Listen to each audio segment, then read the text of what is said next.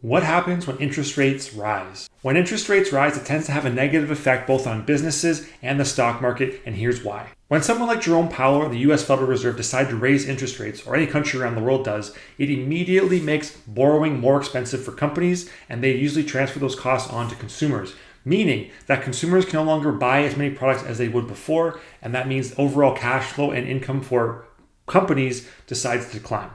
The other part of this is that when you have a product like a variable rate mortgage as a consumer, or you have lines of credit or any kind of variable rate loan, when those interest rates rise, those payments become more and you have to pay more towards those payments instead of paying down your debt, saving for different things, or just buying more as a consumer, which leads to more people spending less, trying to conserve their funds, or paying more down on their debt versus actually spending in the economy, which leads to economic stagnation. So it's not just businesses paying more to service their debt and to expand, it's also the consumers that are impacted on multiple levels. When rate hikes do occur, you'll see the stock market tend to sell off immediately, more so than the economy, which takes a lagging effect of nearly 8 to 12 months. But the stock market goes down immediately because people price in future price growth stagnating or decreasing, and they build that in right away, and you see the stock market sell off steeply as a result. On the flip side, if interest rates are decreased and lowered, it spurs on economic growth. It's seen as a catalyst for good times ahead, and businesses, consumers take it and go, and they can spend cheaply, they can borrow cheaply, and they can just get